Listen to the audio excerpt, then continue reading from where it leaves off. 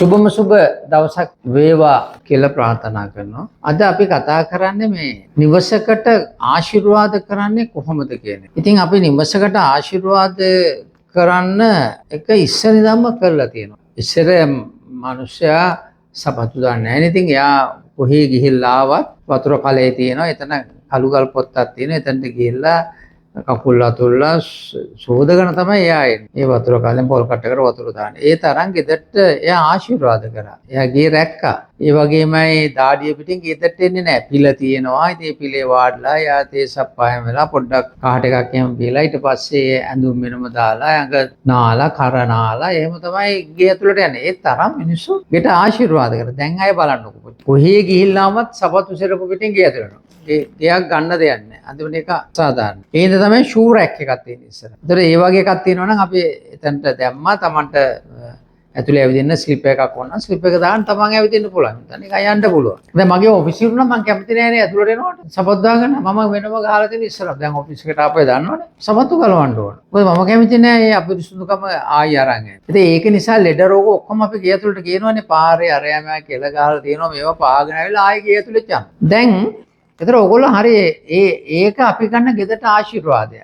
ගේ කියන්නේ යම්කිසි ශක්තියක් තියෙන තැන. අපිව ලෙඩ රෝග වලින් ආරක්ෂා කරනවා, සෞඛ්‍ය රැකලා දෙනෝනේ අපිට. එතකොට සමගිය, සමාදානය මේ ඔක්කොම තියෙනවා. සෞභාග්‍ය, ළමයින්ගේ අධ්‍යාපනය, දරුවන් හැදීම, දරුවන් වැඩිම ස්වල්ප කාර්යයක්ද කරන්නේ ගේ ඇතුළ කියන්නේ. ගේ කියන්නේ. ඒ හින්දා තමයි ඉස්සර මේ හිරු දෙවියෝ කියලා කියන ඒ වගේම සඳ දෙවියෝ අපි කියනෝනේ නේ. ඒ වගේම තමයි ඒක ගේ දේවාලයක් හැටියට සැලකුවා. ඒ තරම් ගෙට ආශිර්වාද කරා. ඒතකොට දැන් ගේයක ආශිර්වාද කිරීමේ ක්‍රමවේදයක් හැටියට අපි කියන්නේ පිරිසුදුකම, පිළිවෙල සහ නඩත්තු කටයුතු හරියට නියම වෙලාවට කරන එක. ඒක ගෙදරට කරන ආශිර්වාදය. සමහරක් ගෙවල් තියෙනවා ඒකට ඉරේලි එන්නේ නැහැ. සුළඟ එන්නේ. අන්තිමට ගේ අසාර්ථකයි. නියම සුළඟ අපිට හුස්ම ගන්න තියෙන ඒ වගේම අපිට ගෙදර නියම සුළඟ එන්න ඕන. නියම ඉරේලිය ගේ ඇතුළට ලැබෙන්න ඕන. එහෙම වුණා තමයි ගේ සාර්ථක වෙන්නේ. ඒක අපි ගෙදරට කරන ආශිර්වාදය. ඒතර මේ දැන් අපි ගෙයක් ගත්තාම අපි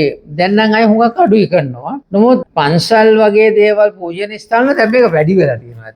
හුඟක් වැඩි ඒ තැන්වල මේවා කරන. දැන් මම දන්න දැන් ඉස්සරට නැතුව දැන් හරි ඒක ටිකක් වැඩිපුර කරනවා. ඒක මොකද හේතුව විවිධ දුම් වර්ගද බඳුන් අර මේ හුඟක් පොඩක් ප්‍රැක්ටිකල් පැත්තට දෙයක් ඇවිල්ලා තියෙනවා. ඒ නිසා ඒ තැන්වල ඒව පත්තු වෙනවා. ඉතින් ඒවා ගේ වගේ තැන්වල වගේම ගේ ගෙදරත් පත්තු කරන්න පුළුවන් දෙයක් තමයි.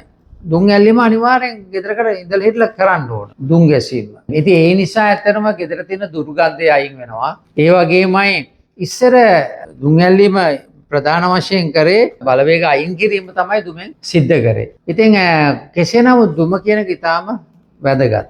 ඔයගොල්ලෝ මේ වැඩේ කරන්න ඕන කියලායි මම කියන්නේ. ඊළඟ එක තමයි දැන් ඔයගොල්ලන්ට බලා ගන්න පුළුවන් දැන් අපි දන්නෝ පිරිත්. දැන් හුඟක් ගෙවල පිරිත් සජ්ජායනාවක් දානනේ රැට දාලා තියෙනවා. ඒක ඉතාම හොඳ වැඩක්. කාලයක් නැති වුණා දැන් ආයි ඒ ට්‍රෙන්ඩ් එක ඇවිල්ලා තියෙනවා. ඒක ඉතාම හොඳයි. ඒක කරන්න ඕන. ඒකත් ගෙදරට කරන ආශිර්වාදයක්. කාගම අයත් ඒක දෙයක් කරනවා. ආශිර්වාද කරන. දැන් අතරම අපි කරන වැඩේ දැන් ගයක් ඇතුලේ ඒ වගේ කටයුතු කරනවා කියන්නේ ගෙදරටත් ආශිර්වාදයක් හම්බ වෙනවා. ඒක ඊටාම වැදගත්. දැන් මේ පූජනීය කටයුතු කරන වගේම හුඟක් අය බලි තොවිල් ඇඳ ඒව කරන. ඒ කාලේ ඉස්සර මේ වගේ දේවල් කරා හැබැයි. මොකද අද අපිට එහෙම කරනවා මෙහි බෙර ගහන්න පටන් ගත්තාම හග්ගෙඩි පෙන ආලපාල. දැන් අද ඒ වගේ දේවල් කරන්න බෑ. ඉස්සර ඒ දේවල් කළා තමයි. ඒතර ඒ කාලේ විවිධ දේවල් කළා අපිට එළියට පාරට ගිහින් දානවා. ඉතින් නමුත් දැන් එහෙම කරන්න බෑනේ. මේවා කාලෙන් කාලට වෙනස් වෙවි එනවා. ඒ කාලේ දේවල් අපි බාර ගන්නවා. නමුත් අපි දන්නවා ගෙදරට අපිට ආශිර්වාද කරන්න ඒ ක්‍රමය අපිට වෙනත් ඉතින් අපිට කරන්න. ඒවම නැතුව අපිට පිරිත් සජ්ජායනා තුලින් ඒ වැඩේ කරන්න පුළුවන්. ඕම් සවුන්ඩ් එක ඔය දැන් ඔයාලට ඇහෙනවා නම් ඔය ඔෆිස් එකේ තියෙන ඕම් සවුන්ඩ් එක ඒවා ඉතාම ආශිර්වාදාත්මක දේවල්.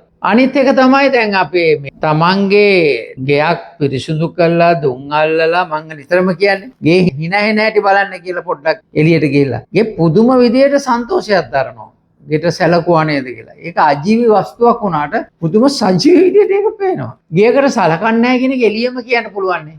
ගේකට සලකන්නේ නැහැ කියන එක එළියම කියන්න පුළුවන්. ගේ වැරදි කියන. ඒ නිසා මේ ගේකට ආශිර්වාද කිරීම පොඩි ලොකු කියලා නෑ. හැමෝම විසින් කරන්න ඕන දෙයක් තමයි. දැන් ඉඳලා හිටලා තමන්ගේ බර්ත්ඩේ එකට මොකක් හරි උත්සවයක් මොකක් හරි දෙයක් නිමිති කොටගෙන ස්වාමින් වහන්සේලා ගෙන්නගෙන පිරිස් සජ්ජායනා කිරීම ඉතාම වටිනවා. අවසානයේ ඒ ස්වාමින් වහන්සේලා ඒ පරිශ්‍රයට ගේට අදාළ වෙලා ඉන්න අයට පින් දෙනවනේ. ඒක හරි වැදගත්. මේවා මේ මිත්‍යා මත කියලා දුරු කරන්න එපා.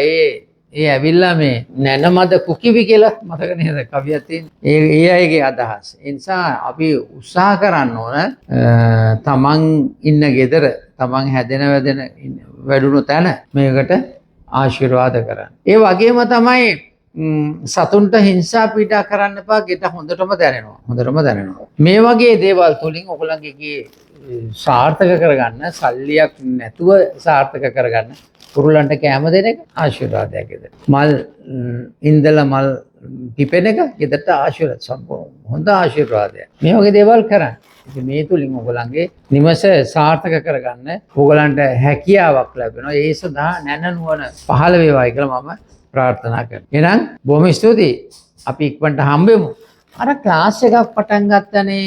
ඒක දැන් අපි ගිය සෙනසුරාදා පටන් ගත්තා. අපි ඒකේ කරා. ඒතර ඉඩමක් ගන්නවා මම. ඒ ඉඩමට කළා තියෙන ප්ලෑන් එක මේක. මෙන්න මේ ප්ලෑන් එක කරන්න පුළුවන්. එහෙම නැත්නම් මුලින් ඉඳන්ම මෙන්න මේ ගෙදරට මෙන්න මේ විදිහට සැලසුම් හිතන්න පුළුවන්. මේ විදිහට මේ සැලසුම් හිතලා මේ දේ කරගන්න ඕන කියලා මම ඇඳ පෙන්නනවා. ඒතර මේකේ කරන්නේ ඇත්තටම තමන් ආකිටෙක්ලට පුළුවන් ගෙවල් සාමාන්‍ය ගෙවල් බලන අයට සැලසුම් විශ්ලේෂණය කරන ඒ වගේම මේ ශාස්ත්‍රයට කැමති අයට අධ්‍යයන අංශයක් වශයෙන් තමයි මම මේ කටයුත්ත පටන් අරන්. මේකේදී වාස්තු සිද්ධාන්ත මම කතා කරගෙන යනවා. මේ හින්දයි මේක කරේ, මේ හින්දයි මේක. ඒ වගේම ගෘහ නිර්මාණයට අයිති නීති රීති, පළාත් පාලන ආයතන නීති රීතිත් ඒ ගාම මේක කරේ මේකයි, මෙන්න මේක කරන්න මේකයි කිය කතා කරගෙන යනවා මම. ඉතින් මේ වැඩසටහනට ජොයින් වෙන්න කියලාත් මම ආරාධනා කරනවා. ඒ අයට පුළුවන් මෙන්න මේ පහත අංකයට කතා කරලා විස්තර ලබා ගන්න. මේ වැඩසටහනේ සැලසුම් 40ක් විතර කරන්න තමයි අදහස් කරන්නේ. දවසකට සාමාන්‍යයෙන් 2-3ක් අතර ප්‍රමාණයක් කෙරේ. අපි ඉක්මනටම බොහොම ස්තුතියි.